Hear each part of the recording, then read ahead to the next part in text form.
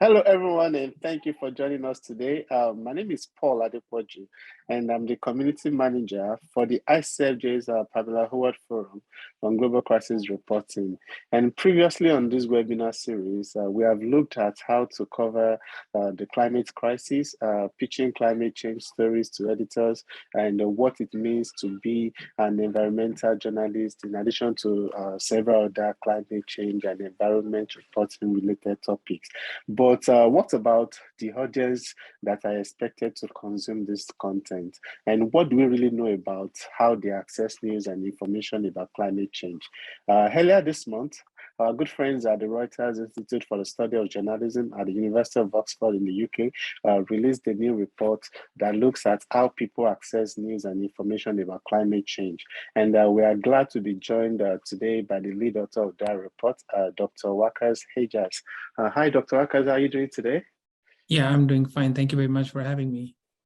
So we are really happy that you accepted our invitation, and the team has provided insights on people's attitudes towards climate change, news, including who they trust as sources of information, how climate news makes them feel, and how well they think news media are covering it. This team also took what they described as preliminary steps in understanding how each of these issues are correlated with climate change beliefs, attitudes, and behaviors. And these are some of the insights that our postdoc fellow, the Institute's postdoc fellow, will be sharing with us today. By way of introduction, our guest today is a postdoctoral research fellow with the Oxford Climate Journalism Network at the Reuters Institute for the Study of Journalism, University of Oxford. He earned his PhD at the Technical University of Ilmenau in Germany, and his research interests include digital media, climate change, political and computational communication. And since his doctorate, he has been working as an assistant professor in Pakistan, where he has looked at climate change journalism, conspiracy theories related to COVID-19 and media representation. So thank you very much for joining us today. And I would like to have the floor with the presentation, and we can now dissect aspects of the presentations. And while you share your screen, you can start sharing your screen. Our participants that are joining us, thank you very much. If you are joining us on the Zoom platform, we are always excited to know where you are joining us from, so you can interact with us using the using the chat box on the Zoom platform. And if you are watching this live stream on Facebook, you can also engage with us by using the comments box below the video that you are watching. I think he's ready with the presentation, and you can take it from here. Yeah, thank you very much. And I really appreciate for inviting me and giving me the platform to talk to people here. So I will just, since Paul has already mentioned, what are we going to talk about? So I'll just briefly introduce my work. What we have done here is that, like Paul mentioned, we normally know a lot about how journalists are covering climate change and what editors are going through, what kind of content is available, but we have not so many studies that talk about public perception on climate change and are they satisfied with the news. So we looked into that, and we looked across 8 different markets. 3 different contents, and we have more than 8,000 respondents. And this means that we have covered around more than 30% of the population of the world in terms of representation. But what is kind of unique in the study is that we have included countries like India, Pakistan, and Brazil, which are normally always are in the background when it comes to climate change, despite the fact that they are the ones who are being affected. We have seen the examples in the recent flooding in Pakistan, heat waves in India, Amazon forest issue in Brazil. So that put this study in quite a unique perspective where we could have a very good insights coming from public themselves in terms of engaging and interacting with climate change news. I would first like to talk about the news itself, how people engage with it, how people interact with it.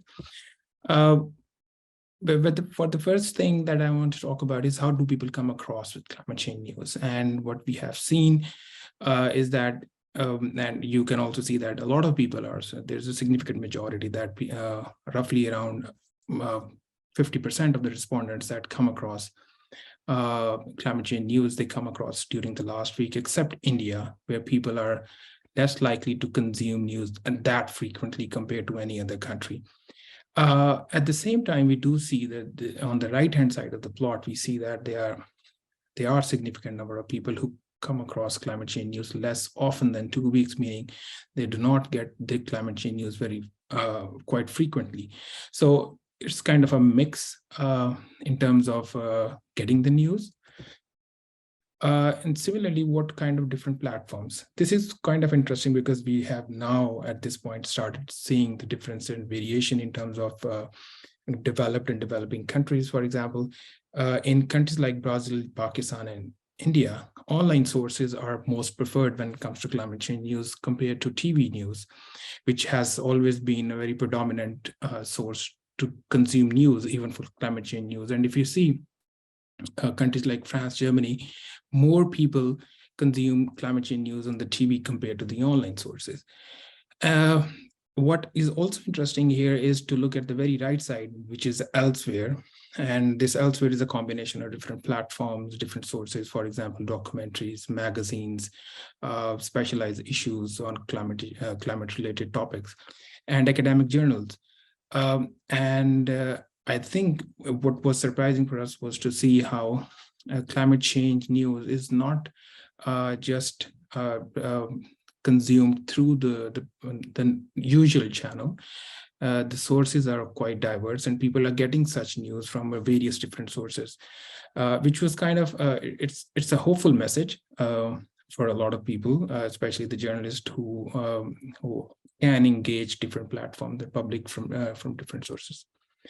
Now, I mean, we do know at the aggregate level that people are consuming climate change news, but when we started looking a bit deeper by splitting the groups by age and gender, we saw something that was not a very hopeful thing from the climate change perspective.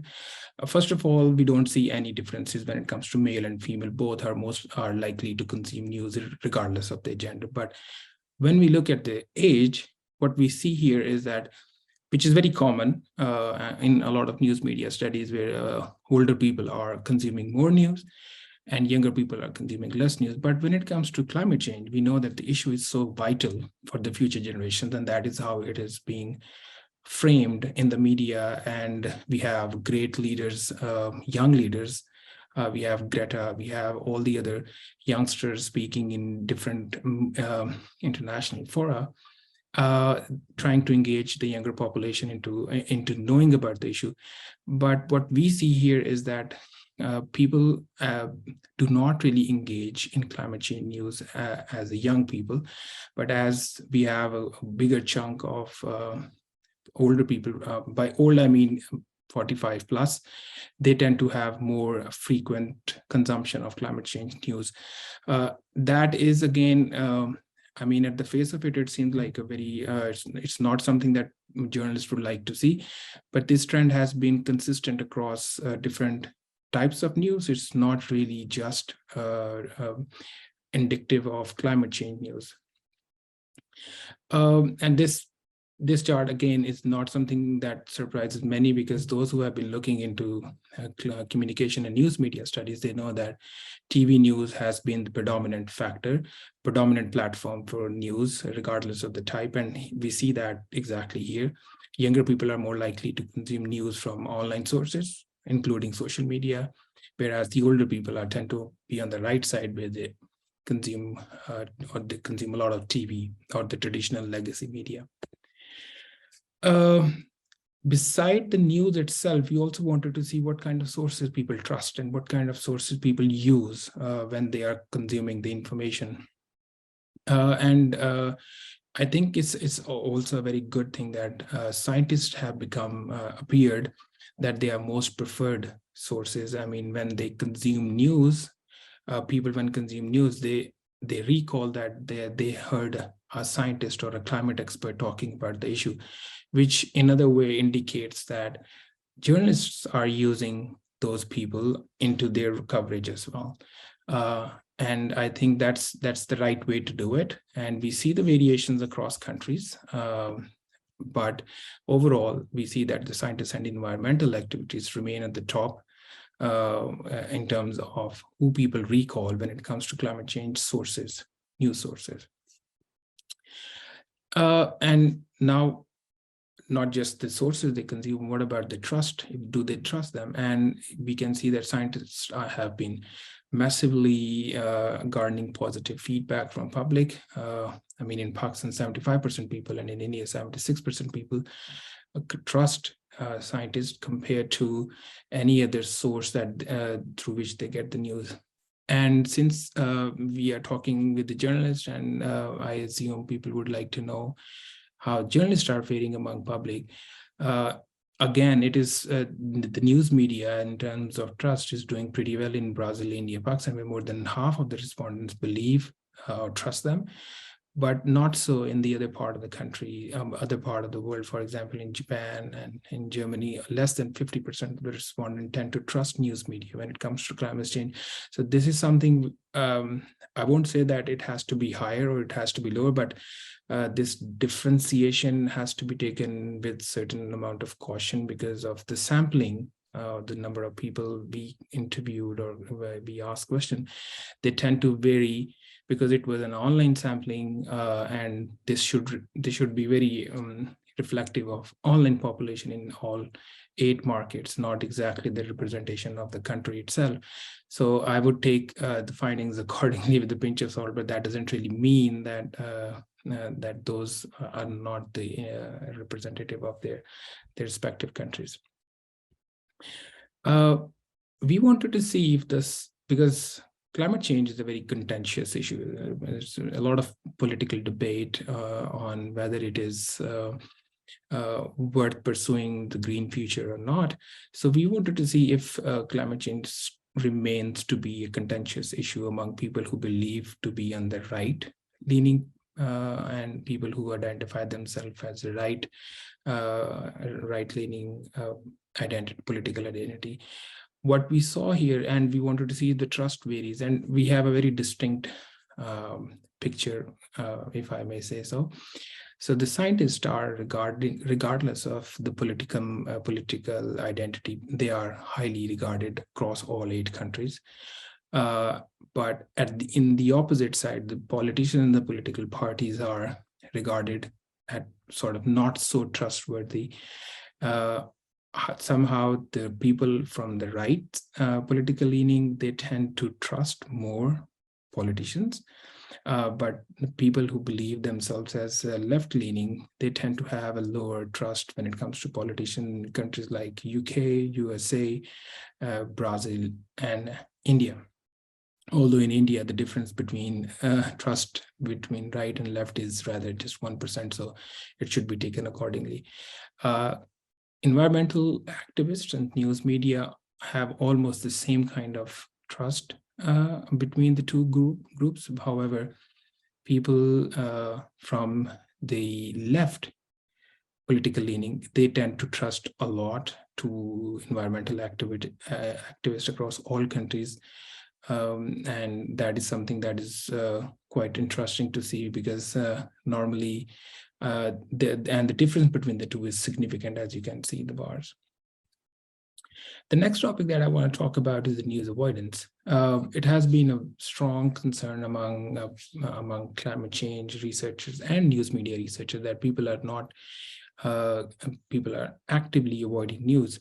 So what we have found out is that it's the same.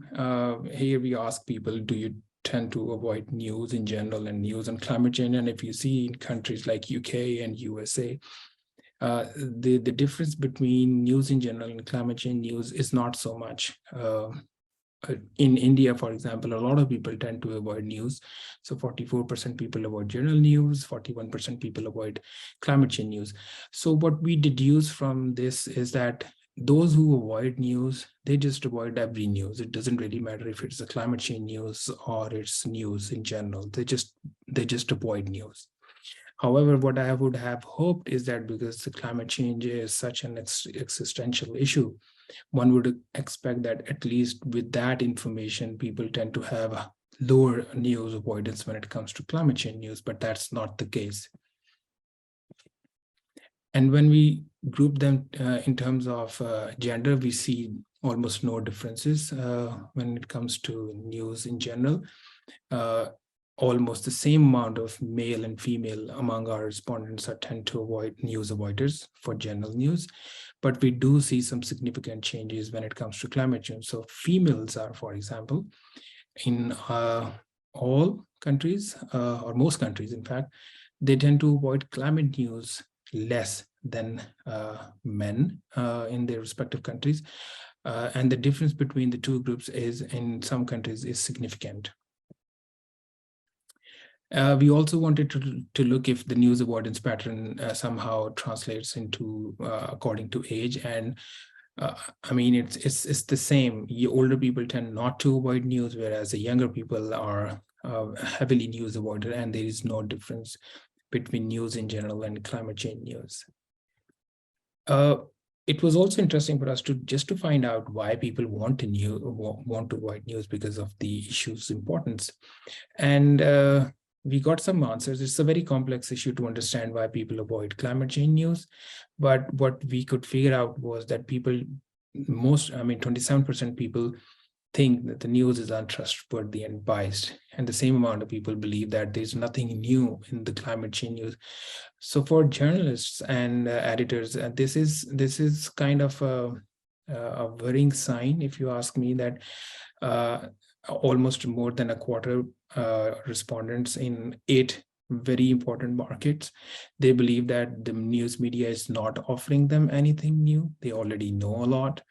And but again, those also the reason that the news that they consume is not trustworthy. But I would again take this with a pinch of salt, saying that this does not represent something as a population as a whole, but again, it is indicative that a lot of people have some strong feelings towards how the media covers climate change news. So misinformation on climate change, again, it's an important topic, and especially in some countries where it is a contentious issue. So we looked into it, and what we found out was there is a high percentage of people who are concerned about misinformation, and this does not really have does not differentiate. This kind of concern does not discern between news in general and news or information regarding climate change.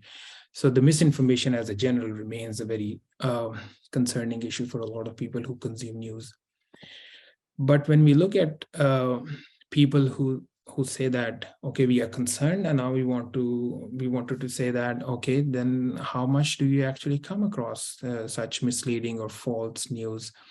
And if you look at the graph, you can see that only in India, Brazil, and US, more than 1/3 of the respondents say they frequently come across such misinformation, whereas in other countries, Japan, for example, only 16% people believe that they come across such misinformation frequently, and a quarter percentage in Pakistan say that they come across with such information. This tells us that although it remains a concern, but when it comes to climate change, this is not a very prevalent problem, except in countries like US and India and Brazil, where a significantly high number of people come across such misinformation. So where do they come across with such information? And we don't really need to guess. Online news is the culprit. And among the online, among all the different platforms that we have looked into, and across the countries, India, the high percentage across every platform believe that they come across misinformation on these respective platforms. It is also interesting to see that a significantly high number of people in our sample in India come across misinformation even on traditional media like TV, 19%, and 15% on newspaper, which is very interesting. But again, I would say that this is something that this is their subjective assessment of news we haven't really looked into the content itself. So it is their perception that they have come across such news, which may or may not be true. So we should consider this kind of findings with some caution. We also, since looking which source is the most used when it comes to climate change news, we also thought that it would be interesting to see the same thing regarding the misinformation. And unfortunately, or fortunately, or I would say unsurprisingly, politicians are at the top because people believe that most of the misinformation comes from the top, which is the politicians.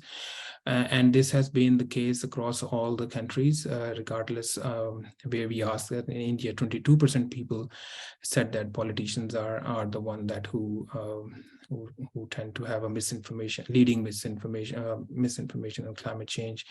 25% of Indians say that the government is the source of misinformation. Though in developed countries, in UK, for example, France, Germany, these percentages are low, but there are some higher numbers when we look into US. And yeah, the US is kind of standout, where 18% people and 17 respectively say that politicians and the government are the leading source of misinformation. We also wanted to now see how people react when they consume climate change news, and we have some very interesting findings here. So first, we asked them, in their perception, which of these actors, I would say, are doing enough or to tackle climate change. And we can see there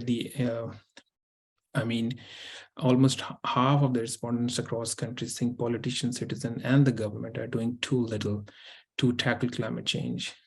News media, as highlighted here, tend to fare a little better. It is not among the top, not among the bottom sources, but which kind of indicative that perhaps there is a little more to do on the part of media, at least in some countries. But what we see here is that people are generally believe that environmental activists and scientists are doing enough, whereas the governments across the countries and politicians and the citizens also are not doing enough. And half of the respondents across this is the average number across 8 markets. So almost half of them believe that citizens and politicians and government are not doing enough to tackle climate change.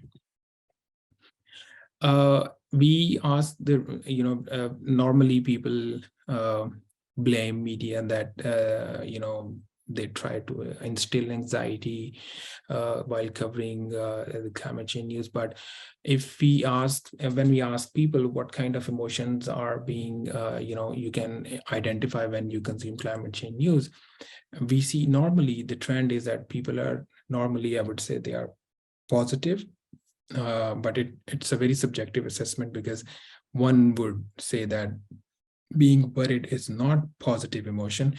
But when we talk about the issue of climate change, and if somebody is worried after consuming climate change news, I would say that that's how one should feel, because it's a worrying topic. The only sort of the variation or the out of the ordinary is that only 26% of the people in our complete sample, they believe that they say that they feel indifferent. So for them, news on climate change perhaps means nothing, but otherwise all the other emotions are being triggered when people consume climate change news, and some of them are positive and some of them are negative. That's something that is really helpful from climate journalists, because we specifically ask 7 different options because we wanted to understand what kind of sentiments and people have when they consume news. And what we see is that more than 70% of respondents in Pakistan and India feel empowered by climate change news. So that is very hopeful message, because that is what we expect from news media, that people should feel that they need to seek more information on that. While consuming news, they also assess that the media has given them the proper and accurate information on the issue. And for me, the most important one was that after consuming news, a lot of people said that they felt empowered enough, and people said that it helps them know what they can do about climate change. So there's a bit of educational role that media is playing, but with the lack of leadership in terms of climate change at the global level, perhaps this is not something out of the ordinary. At the same time, I do want to highlight on the other side of the spectrum, which is developed countries, the UK, US, and France. At least these three countries, I mean, roughly half of the respondents tend to have such an empowering sentiment or perception towards consumption of news. That means that perhaps it's the fragmentation of the media in those countries, or it is the quality of the news itself that is, or the way people consume news. There could be many factors that could go under this, but what we see is that a clear differentiation between developing and the developed country, where developing countries like Brazil, India, Pakistan, they tend to have more, people tend to be more content with the news that they consume on climate. On the other side of the spectrum is the disempowering sentiment. Now, this is kind of interesting to see. So if people are high on thinking that they feel empowered, they are equally high in feeling disempowered, at least in India and Pakistan. And that is counterintuitive, but it could also mean it could also reflect the composition of the sample at one hand side, and on the other hand side is that we are asking 7 different things at the same time. So the percentages for, those who said that 43% sample from Pakistan believe that the climate change news leaves them confused. It's not the complete sample, it's only those people who said that 43% people leaves them confused.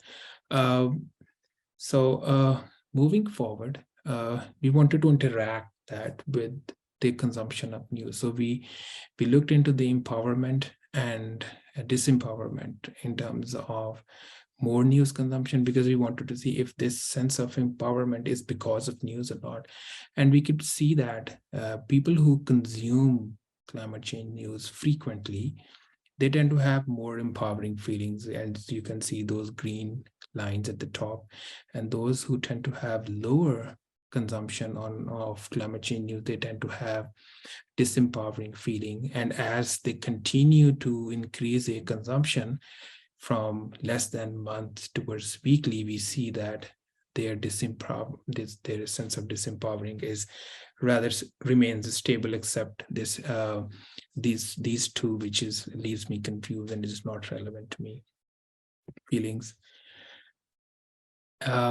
The next one was, we wanted to actually understand what people are gaining from consuming the news. Is it some sort of knowledge, or just the news as they are happening?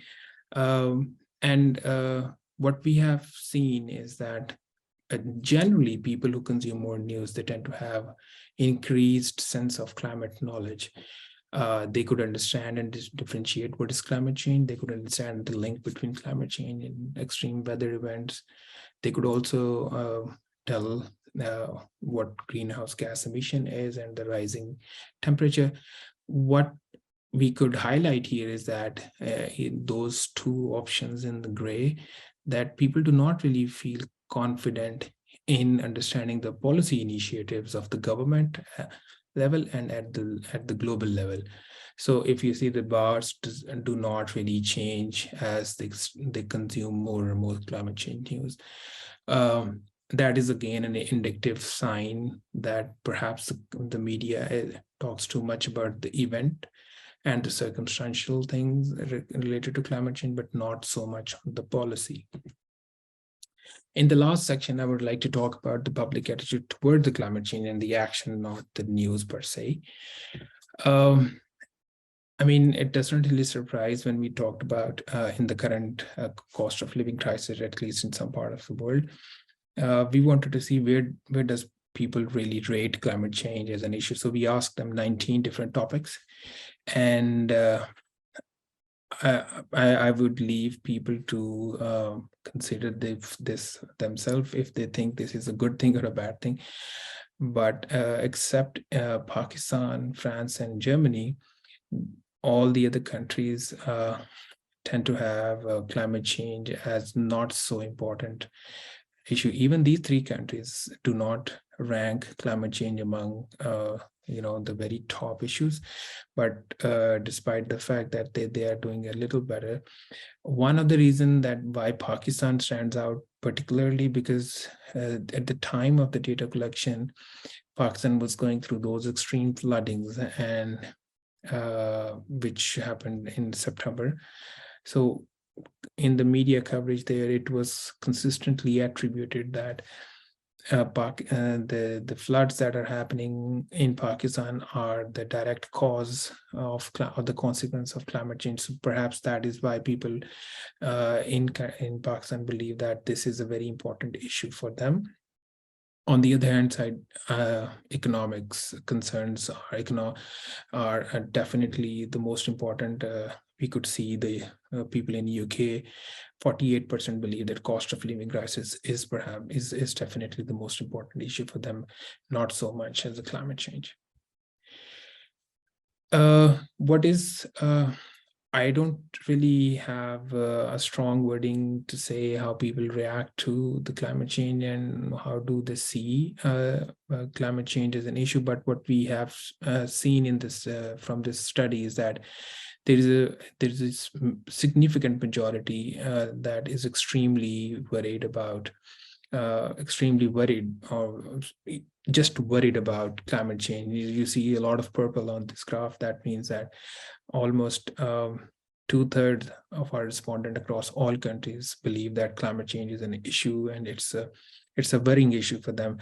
A very small minority, never cross more than 25% in any country, believe that it's not an issue, so we don't need to worry. So as far as the sensitization of the people in terms of the issue, I think this graph really reflects that people are sensitized to that, and they are cognizant of the fact that it's an important issue.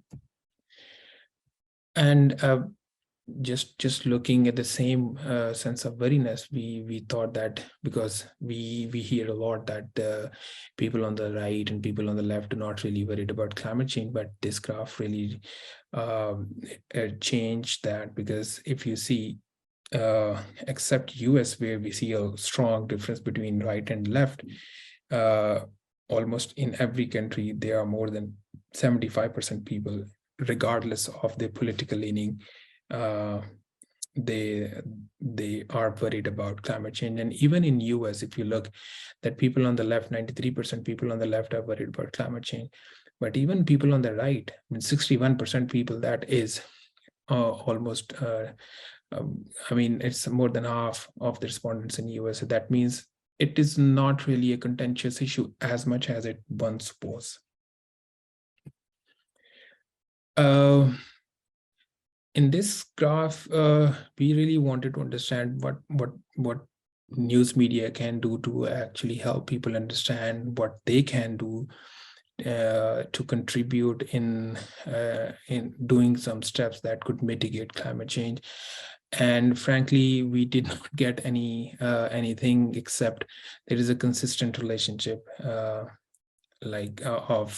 climate change news with the positive attitudes of public towards climate change. So the more climate change news you consume, the more likely it is that you have sort of pro environment behavior, like you tend to throw away food rather less, you are more inclined to recycle and choose eco-friendly product, repair than replace. What we see here is at the same time is that people are still not very much okay in giving up meat, regardless of the news consumption, whatever the various different Netflix documentaries are talking about. And I think people are not ready to switch to electric vehicle. But I think this could be attributed to the fact that the countries that we covered, in the survey, they are not the infrastructure, the lack of infrastructure there actually prevents them to change from combustion engine vehicles to electric vehicles. So I think that perhaps is the reason in that particular graph. But overall, I see a positive relationship here with climate change, news consumption frequency, and the positive behavior. I think we are almost at the end. This is perhaps the second last graph. And there we wanted to evaluate if people in all those countries are considering that if their respective governments are doing enough. And we can see that the more news you consume, I think that makes people more cynical of the government.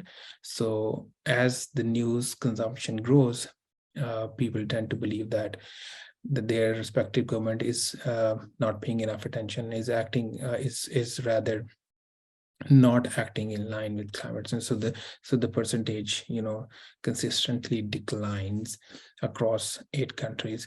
So one could argue that the consumption of news media and the way the news media consume, it kind of make people more cynical towards their respective government. And this is necessarily not a bad thing, because that would make them harshly evaluate their government, and that's exactly how they should do in order for their government to do even better than what they are doing. So yeah, that was my last graph. And in the end, I would just like to give you 5 key takeaways from what we have done. First of all, I think the good news, like I said in the start, is that people are well served by the news media. Most people follow the climate change news coverage regularly, and they trust the news that they consume. However, we can't really get rid of the idea that people are actively avoiding news. And since it's a very complex topic, I don't anticipate news media to do anything to resolve that in one go. But we still have more than 40% people across all those 8 markets who are actively avoiding news, regardless of climate change news and news in general. We also know that not every source is equal. People are more trustworthy when it comes to scientists. So I think if the journalists are engaging climate scientists or experts in their coverage, I think that is in making people trust more and more in the news coverage. It goes without saying that the sense of empowering that people would feel after consumption, and the amount of information that they get from the knowledge that they get from news media, I think that's kind of substantiate the importance of news media. And lastly, regarding misinformation, that this is something that I would just like to end with a sort of hopeful thing, that although we have a lot of misinformation, but climate misinformation is rather not the cause for our concern. And thank you very much for people who were paying attention, and I look forward to interacting with you. Yes, thank you very much for the presentation. And I think we've been seeing some good news regarding the state of these people's perception regarding climate change news. Can we stop sharing the screen? Yeah, sure. So I know you said misinformation wasn't the focus of the study, but somebody would like to ask what your team considered as climate misinformation. I missed the last part. What considered climate misinformation? Yes. Can you explain what your team considered as climate misinformation? Okay, so what climate misinformation, like I said in the start, we did not really informed people about a certain misinformation. We just ask their perception about misinformation on climate change. So, but when it comes to the climate change misinformation, there are a range of different things that could be construed as the climate misinformation. And I think now the research has established quite convincingly that in the earlier time, when the whole climate change movement started in the earlier part of the century, there was a consistent lobbying from oil and gas sector, where they knew the effects of fossil fuel and the environment, but they willingly and consciously hid all of that information from the public. So, and now that we are into the digital media era, we can see that this is still kind of playing out. And if you want any indication, then I can give you one, that in COP27, there were more representative of oil and gas industry than there were the delegates from rest of the world. So I mean, they are very much in the midst. I'm not blaming that they're all bad or something, but there's definitely some concerted effort to not letting people give up the fossil fuel as it is. Yeah, thank you. Then one of the things I've been that is also worthy to note is probably why some of the doomsday reports on climate change failed to actually generate adequate and extensive reactions from the audience. I know you mentioned that only just about 26% of the respondents said they had no emotions to climate change. But even those that showed some emotions, we still don't see these emotions or this response to the reports that highlight the severe nature of the climate crisis. Does your findings answer that question? Why it seems as if people are not really aggressively doing anything about it? That's a very good question. This particular piece, we did not really look at why they are not feeling in a certain way, because there is no research that tell us that, okay, this is exactly how people should react when they consume climate change. It's more like what we expect them to react in certain way. So as a journalist, I would want more and more engagement to my news. If I publish something like that, I would want people to read it. I would want people to react to it. But that does not necessarily translates into the real world. When people consume the news, they don't really have to engage it. And there is no mechanism for us to determine if they have consumed the news, what kind of emotion that piece instill. What we do see, which is a sign of kind of a worrying sign in a sense, that we have a range of emotions that people explain that they feel after consuming the news.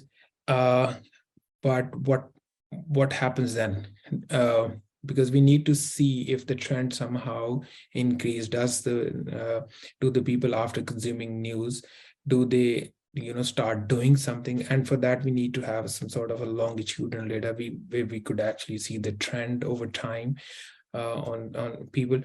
But to the short answer to your question is that no, we don't really know exactly why people don't really interact with such news. This to me, it seems like they are passive consumer of climate change news, primarily because the issue itself is so distant to them. Even in their own individual capacity, if somebody wants to do something, he or she would rely on some sort of infrastructure. Even if I want to use green product, I am at the mercy of the product being available in such packaging. If I want to recycle more, I would have to have that infrastructure in place. So it's not something that people would just go on and do something on their own, except what Greta is doing and all the other activists are doing. Yeah, then you mentioned the fact that those that are actually consuming climate change news are really, really well informed. And I began to think within me that when journalists are writing stories, when we are putting climate change stories together, most of the case, the best we want to do is to inform the people about what is happening. Does this mean that there should still be intentional efforts to actually simulate, possibly call to action regarding how stories are structured? Or how do you think journalists, in the way they put their stories together, can do more than just informing the audience? Uh, Paul, we did not really look into this aspect because of the scope of the work, but I have done some work on the coverage of climate change. And what I can tell you is that it's a very localized thing. It very much relies on the, local cultures and how they want to cover. For example, when I talked to Pakistani journalists who were covering climate change for quite some while, they expressed a lot of hurdles and obstacles in the way that they want to cover. So first of all, most of them are covering climate change because of the passion of the issue. So they believe that this is an important thing. People need to know about that. And they are not getting any substantial support from their respective organization. I mean, that's not the way for a news reporter to cover an issue that important. But I mean, as more and more research is coming together, I know people are saying, at least in the Western part of the world, we know that there has to be some sort of a mix. It's fine to sensitize people to, I mean, at the some time ago we said the researchers were like, no, we should not have fear mongering or make people scared that something doom and gloom. But I think now people are saying that since we are at the time where there has been inaction in terms of the global leadership, so now is the time when people can perhaps be sensitized a little more. So having a mix of this sense that we are very close from a day where we won't be able to reverse this whole thing, and at the same time having the positive side of it, so that people do not really feel dejected and start avoiding the news which we have seen consistently and becoming a problem. And if those 40s percentage goes above, and then effectively nobody is reading climate change news, which is not what journalists would want. Yes, then another question that you really, this group of audience that are just intentionally avoiding news, that I think we said there's nothing we can do about it. And I begin to believe that since the wide general perception amongst those that consume news is that largely irrespective of the political affiliation, is the acceptance of climate change as an existential crisis to different valents. Can we say that climate change itself, because of its status as an existential crisis, could be a way of getting these people to consume news content, from climate change to other issues? Can climate change be debate to get them to change their mind? So what we saw in the end, especially during the pandemic, we saw that there was a certain surge in terms of climate change, in terms of COVID news, because it was the urgency of the topic, right? It was the need to be informed, at least at the start of the pandemic. But as we move into the pandemic, people started to go back to their trend of avoiding news because they were feeling the sense of news fatigue. And some of the work that I have done, we found out that people were thinking that all the other issues are being victimized because COVID is being highlighted. I think we could use a similar kind of strategy. If there is a sense of urgency that is being instilled uh, there has to be a conscious, concerted effort. I mean, if anything, I think the coverage of COP is one good example, where you are bombarded with the news, irrespective how how insignificant the news is, but it becomes a news nonetheless. I think that is the way forward, because the issue itself, and now when we are talking with the journalist here in Oxford, we talk to them and we tell them that climate news is not a beat anymore, because climate news is so widespread that economic news is also climate news, and health news is also climate news. So you can't really have a climate journalist who just do climate and does not do anything. And that's not the case anymore. So I think that shows that there has to be some sort of a sense of urgency among people, which can only be instilled through covering the topic widely, not just back page sometime in one column news. That's not how it's gonna get people to, to the level of attention where we want them to be. I think your response goes to probably editors and those that oversee newsrooms. So what is your advice stemming from the findings of this report for everyday journalists on that are reporting climate change issues? What I do you think think? the biggest, I mean, the one thing that I would say is that especially in the global south, the news media has to do a concerted effort to put some resources to cover and to help become a mainstream beat, because I know that this has not been the case in many countries, especially countries that are at the forefront of climate change vulnerabilities. Although it has become quite prevalent in the West that climate change news reporters have become very famous and they have enough resources, but despite the fact their news is subsided by the political side of it. So the political and economic concerns are always heightened. I'm not in the favor of saying that we should reduce political news, because eventually we know what kind of news people would want to consume. But I think there has to be a concerted effort where we highlight climate change, if not at the top, then at least among the top. Yeah, my last question is, what aspect of these findings do you consider important that probably we've not talked about that we still need to bring attention to? I think there are many, because here what we have done is we just look at the descriptives in a sense that what percentage feel that, but we haven't really connected the dot in terms of creating a relationship. So if somebody consume more news, does that make him believe on misinformation less? So we want to see that, and that's what I'm doing. So if I want to see, we also looking into if news is important, or who is mentioned in the news is important. So if this platform is important or the source is important, we are also doing that.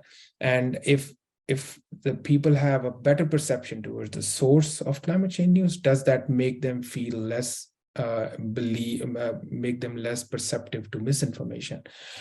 So we are looking into all of these mechanisms, and of course, going forward, you will see that some of the findings will eventually come out.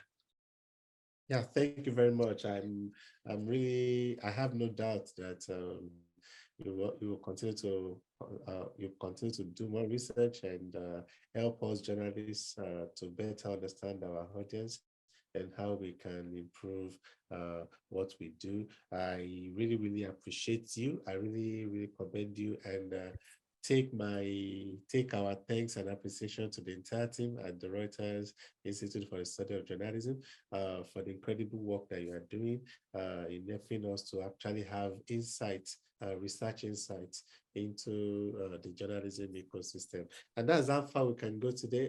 To all our participants that have been with us today on this session on different platforms here on Zoom and on Facebook. Thank you very much for Thank you. being part of. And we also encourage you, if you're not part of our Facebook community, please join us on our Facebook community. Sure. So Dr. Waqas, are you able to share, will you be able to share the slides with me so that we can pass it on to our forum members? Is that something you can share? If you go to the website or most of these are already available in the form of PDF, so you can easily download that.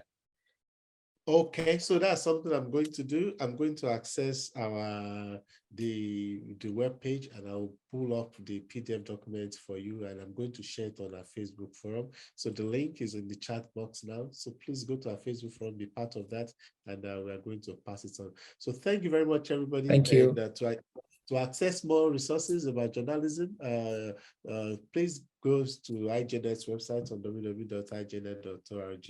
And to also know more about this forum and other ICFJ's project, please check out the International Center for Journalism website on www.icfj.org.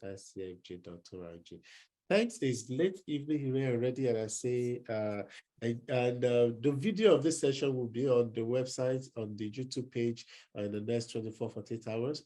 And we are also going to endeavor to share it on our Facebook forum. So enjoy the rest of your day, of your evening. Thank you very much, Doc, resource person, for taking our time to be with us this late. And thank you very much for having me. Thank you. Bye-bye.